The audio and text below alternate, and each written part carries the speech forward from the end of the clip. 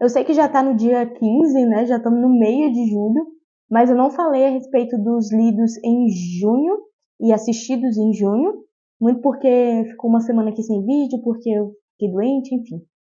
Mas eu resolvi voltar e a ideia é fazer sempre todo mês, como se fosse um balanço de leitura com impressões gerais. Os livros que forem muito interessantes, que eu acho que eu tenha uma contribuição realmente a fazer, aí eu vou fazer resenha a respeito de cada um desses livros. Então vamos lá na ordem dos lidos do mês. Em primeiro lugar, Dom Pedro II. Eu mencionei essa biografia de Dom Pedro II lá no vídeo de lidos e lendo no último vídeo do último mês, que foi a respeito do mês de maio. Então eu comecei essa obra no mês de maio e terminei no mês de junho. Eu permaneço com a ideia de que essa é uma biografia, um tipo de biografia que é muito interessante de ler, porque tem um trato literário que faz com que fique leve e gostoso de ler. Eu lembro que ano passado eu li uma biografia do Jorge Minoir, que eu já até mencionei aqui, acho que no vídeo de compras da Book Friday. Eu li essa biografia do Jorge Minoir, que era uma biografia a respeito do Henrique VIII.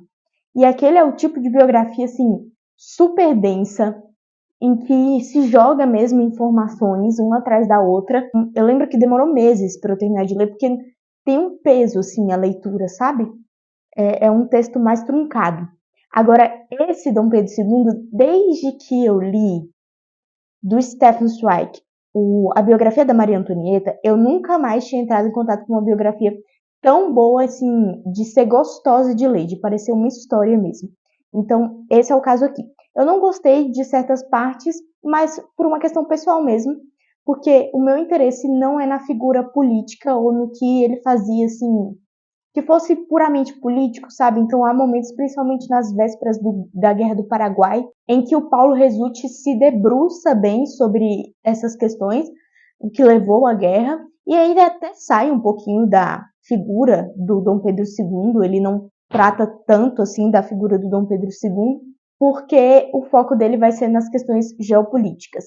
Isso não me interessa tanto, me interessa mais saber da figura do Dom Pedro II. E eu saio daqui dessa leitura, assim, admirada. Eu quero ler mais biografias sobre o Dom Pedro II, eu já procurei, fucei algumas, e fiquei surpresa, assim, com a figura dele, né?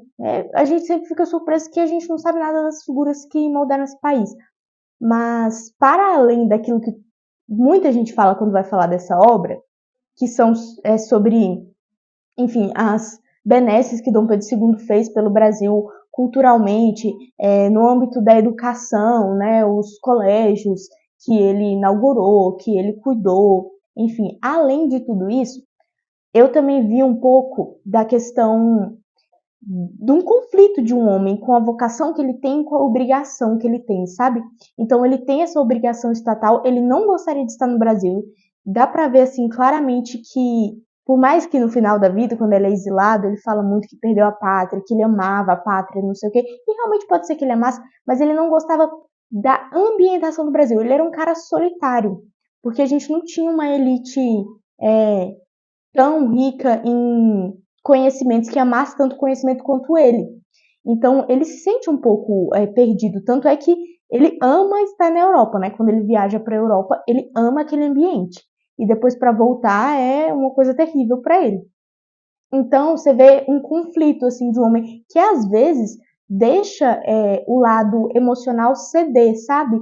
Deixa o lado da vocação dele ceder em relação às obrigações. Então, muitas vezes ele deixou, e aqui a gente vê um pouquinho mais pro final da biografia, que ele deixou certas obrigações que ele tinha, certo olhar mesmo para a política brasileira, ele deixou um pouco de escanteio em nome daquilo que era a vocação dele, que era a vida intelectual, a vida de estudos. Então você também vê esse lado mais humano dele aqui, que eu acho muito interessante. Enfim, gostei muito, tô com a biografia bem aqui do Dom Pedro I e vai ser o próximo texto do Paulo Resutti que eu lerei. Logo em seguida, eu li esse livro aqui, que chegou e eu até desembalei num vlog, que foi o primeiro vlog que eu postei aqui no canal. E esse livro, eu não conhecia esse livro, eu não conhecia a existência do William Twiss, mas eu conheci por meio do Instagram, onde eu conheço muita coisa boa. já houve muita coisa boa que eu descobri pelo Instagram, assim, por contas de Instagram. E foi o caso com a editora Genebra. A editora Genebra é uma editora pequena, então ela não trabalha na Amazon, não está em livrarias, enfim, é uma produção deles mesmo, que é vendido pelo site deles. Então eu descobri, fuçando no Instagram, apareceu ali para mim de recomendação essa editora, que é uma editora que está no começo, né, mas a busca deles é trazer títulos mais clássicos da Reforma, né, da Reforma Protestante, textos mais clássicos do cristianismo protestante. Então, eu fiquei muito interessada em vários livros lá, apesar deles ainda não terem tantos publicados, vários me interessaram, mas eu acho que o que mais me interessou na época que eu comprei foi esse aqui, que é o A Suficiência das Escrituras, que tem como subtítulo Em Controvérsia com o Catolicismo Romano. Eu fiz uma resenha sobre esse livro, que de maneira alguma esgotou o livro. Eu escolhi alguns argumentos que o William Twist usa aqui para trabalhar no vídeo, para explicar no vídeo. Porque não tinha como explicar todos, ia ser muita coisa, ia ser muito detalhado, ia ter que ler muitos trechos, e eu não sei quem me ouve, mas quando eu vejo uma resenha que tem muito trecho lido, eu fico um pouco cansada. Então eu decidi escolher aquelas argumentações que eu achei mais interessantes. Então, não esgotei o livro, vale a pena ler, apesar dele ser curtinho, e vale a pena ler também pela estrutura argumentativa. Eu falei lá no vídeo que eu acho a argumentação do William Twist complicada porque ela é meio bagunçada. Mas você vê que ele tenta arrumar, ele tenta consertar naquele estilo mais daquela época, né, do século XV, XVI. Os textos, eles normalmente rebatiam outros textos. Então, aqui o William Twist está rebatendo um outro texto que critica ou que põe em dúvida a suficiência das escrituras. E para isso, ele retira cada uma das partes do texto. Então, ele vai lá, sei lá, primeiro parágrafo do texto que vai ser rebatido. Ele coloca aqui e, em seguida, o que ele rebate. Segundo parágrafo, depois ele coloca o que ele rebateu em relação ao segundo parágrafo. Eu estou lendo uma outra obra que faz a mesma coisa, rebatendo um outro texto e dividindo esse texto que vai ser rebatido em pedaços para conversar sobre esse texto que vai ser rebatido, né? Que é o caso desse livro aqui.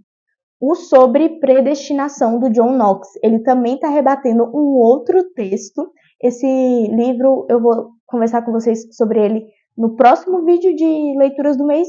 E talvez, se eu tiver culhão para tal, fazer um vídeo, não seria bem resenha, mas um vídeo apresentação, assim, de algumas ideias. Mas eu não sei se eu vou ter culhão, não. De qualquer forma, ele faz a mesma coisa que o William Twist aqui. E era um hábito, né, da época, essa questão de rebater texto por texto. Então, eles colocam aqui, ó, no caso do John Knox, ele coloca essa parte é o texto que ele quer rebater. Essa parte é a resposta dele a esse texto. Da mesma forma, acontece aqui no Suficiência das Escrituras. Então, o que ele faz é, ele divide, não vai ficar tão evidente aqui porque a editora não faz a marcação. Mas aqui está escrito discussão, e aí tem o texto que vai ser discutido, e depois o consideração, que é a consideração, a resposta do William Twist. Muito interessante esse livro. Eu achei as argumentações muito proveitosas, apesar de às vezes ser um texto um pouco confuso. Eu acho que vale muito a pena a leitura. E assistir o vídeo do canal. Eu li outro livro que também veio parar aqui como uma resenha, que foi o Livro Azul de Fábulas Encantadas. Quem não conhece a história de publicação desses livros coloridos, do Andrew Lang, eu falei um pouquinho a respeito dessa publicação, dessa compilação que ele fez, e do quanto que essa compilação na época foi importante. É muito interessante conhecer um pouco, assim, para quem gosta de história do mercado editorial, de como surgiu as editoras. Eu sempre gostei muito disso, desde que eu fiz uma matéria na Universidade de Brasília, que era a Introdução à Teoria Literária, lá no primeiro período de língua portuguesa. Eu sou formada, né, em língua portuguesa. Desde aquela época eu li um texto a respeito da mudança do mercado de livros, né, no geral, com aqueles conhecimentos básicos mesmo. O texto falava a respeito de como funcionava antes, que existiam pessoas que trabalhavam para escrever e transcrever, que o texto era muito caro, que se economizava cada pedacinho da página, enfim. aquela coisa que todo mundo meio que mais ou menos sabe, né, que conhece um pouco de mercado editorial, da história do livro, mas que eu não conhecia e eu fiquei encantada. Então, toda vez que eu conheço a história de publicação de alguns livros, eu fico encantada, assim, é um assunto muito interessante para mim. E aqui a gente tem o primeiro livro dessa série de livros coloridos. Considerações gerais, assim, né? Eu coloquei mais detalhes lá na resenha. É muito divertido ler contos de fada, porque você tem que treinar realmente o seu cérebro para se deleitar nesse tipo de leitura. A gente está tão condicionado a leituras que não exigem metáforas, leituras hiperrealistas, e eu falo assim, principalmente para quem consome muita literatura contemporânea, muito livro contemporâneo. A literatura contemporânea brasileira está cheia de hiperrealidade, realidade, realidade, realidade. Tudo só fala do que é real, e a gente perdeu um pouco dessa capacidade de ler e apreciar aquilo que tem uma camada de metáfora, sabe? Então, é muito interessante treinar o olhar e ler esse tipo de literatura que não é só para crianças, é divertido, é realmente divertido. Eu gosto desse tipo de história. Por fim, eu li um livretinho que se chama A Necessidade da Oração, do Edward Bounds. Eu não conheço esse livro, eu peguei daquela leva que eu menciono com vocês no vlog, que era uma leva de livros que eu peguei com a minha mãe. E eu não conhecia esse livro, mas me deu interesse, né? Um livro curtinho. Então eu falei, vou ler.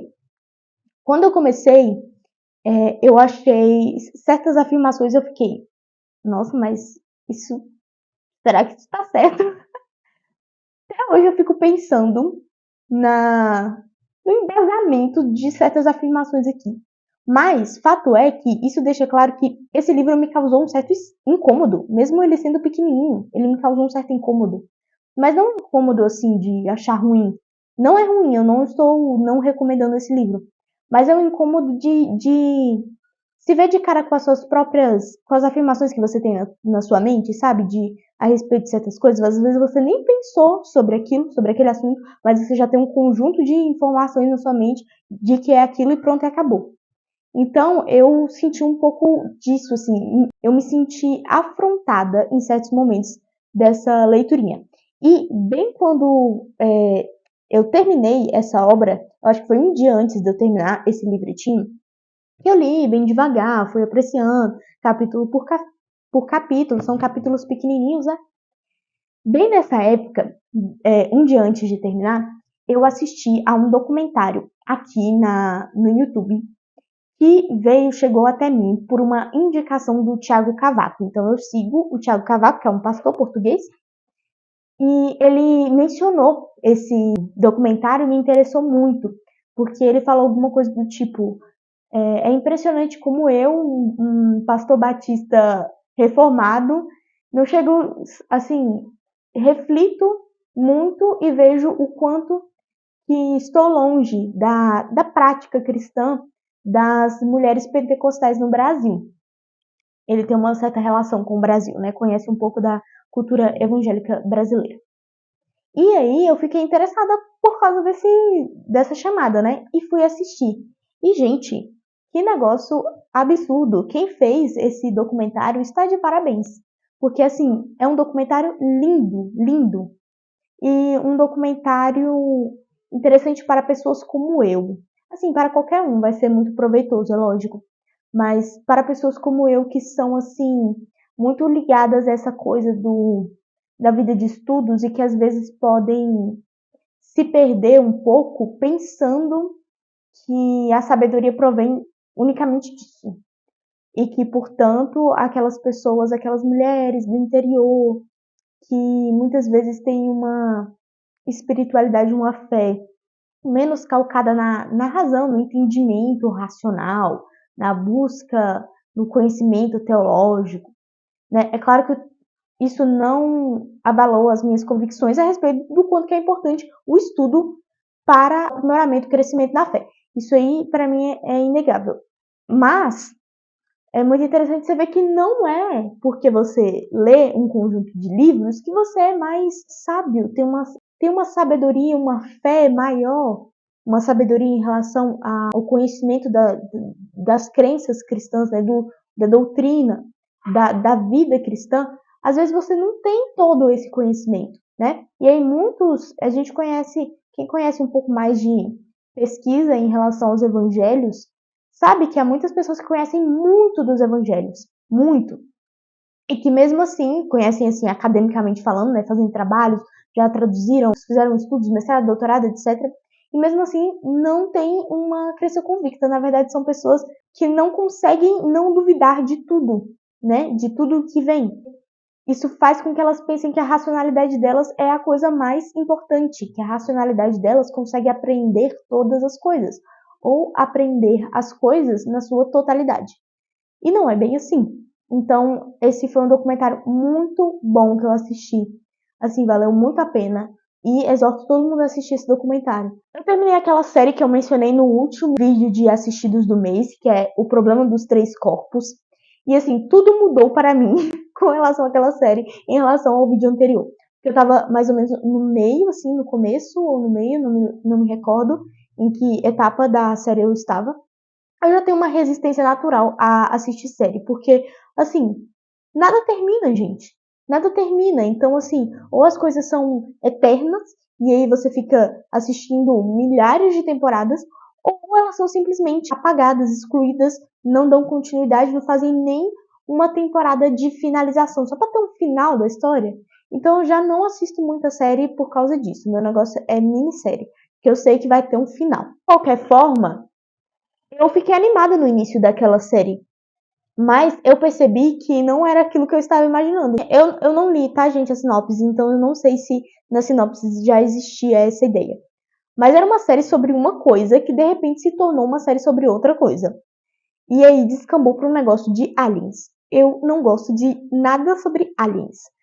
Filmes, séries, eu sou completamente avessa a esse assunto de aliens. Então, assim, eu não gostei. Eu acho que depois ela vai ficando boba. Principalmente as relações entre os personagens que formam o núcleo central. É muito boba. Boba no nível absurdo. E não tem final, né, gente? Eu não vou continuar assistindo um negócio que não deu quase que resposta alguma. Gente, ele não fechou quase nenhum ponto que abriu. A série abriu milhares de pontos e não fechou nenhum. Por que eu vou continuar assistindo um negócio desse? Depois eu assisti um filme muito legal, que se chama Free Guy. Mas esse filme é muito divertido. Ele é um divertido legalzão, assim. Bobão, mas é um bobo bom. E nesse filme a gente tem um personagem que é um personagem não jogável de um videogame, que ganha vida e começa a agir de fato. E aí você tem a reação das pessoas que estão produzindo o videogame, descobrindo isso, né? Descobrindo que esse cara ganhou vida. E aí ele vai movimentar toda a cidade, tal, do jogo, todas as pessoas que fazem parte do jogo, pra tentar sair daquela prisão, né? Pra quem conhece mais de universo de jogo vai ser mais legal, porque, segundo meu marido, existem alguns easter eggs desse universo mais de jogos, e eu não jogo nada, não sei nada de jogo, nada, nada, nada. Mas, para quem não sabe nada a respeito do assunto, é muito divertido mesmo assim. Eu achei, dei boas risadas. Depois, a gente que se chama Sombra Lunar e fala sobre viagem no tempo. Eu assisti 2 filmes sobre viagem no tempo nesse último mês. E esse foi o que eu gostei. Porque ele tem uma surpresa no final. Na verdade, o plot twist que acontece no final, eu já imaginava que aconteceria. Mas é interessante ver o encaminhamento, né, da situação, como que ela chega até o final.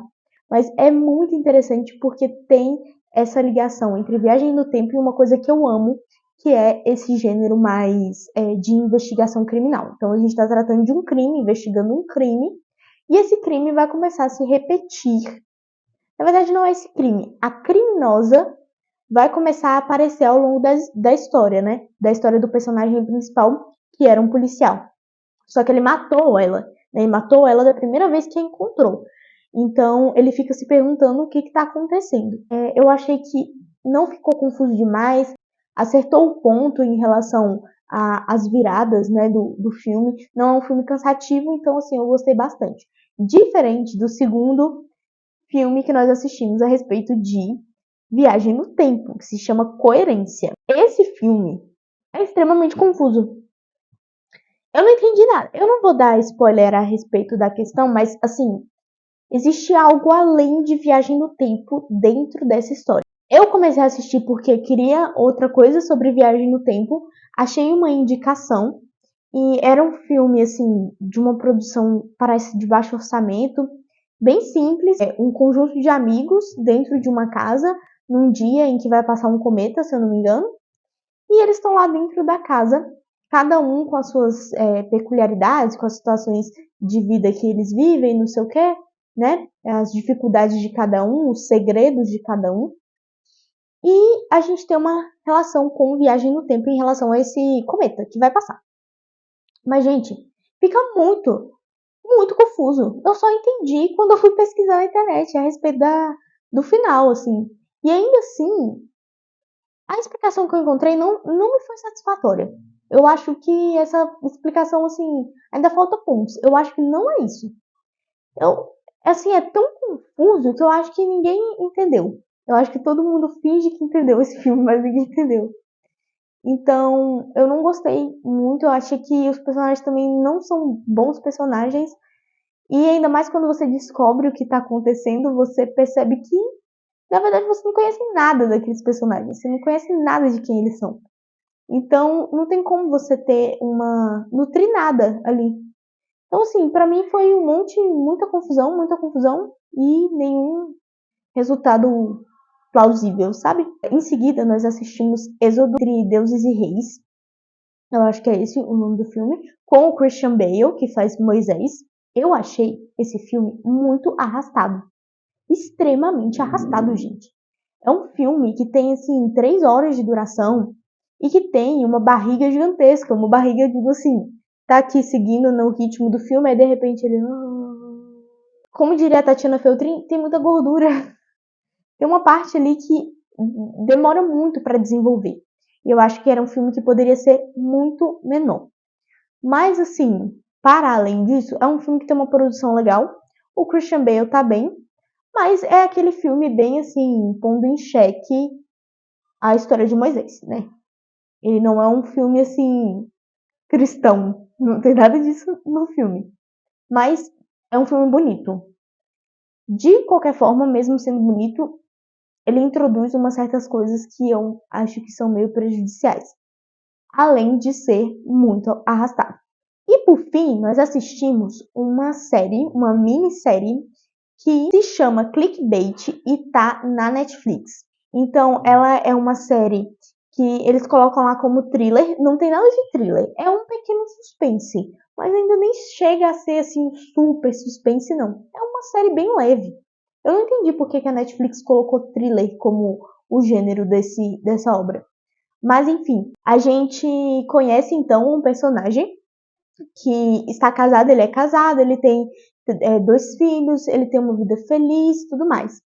E um dia ele briga com uma irmã dele, então ele foi a uma espécie de comemoração, acho que foi aniversário da mãe, foi com a família, com a esposa, com os filhos, e lá ele briga com a irmã, essa irmã que tinha uma relação muito profunda com ele, e no dia seguinte ele desaparece.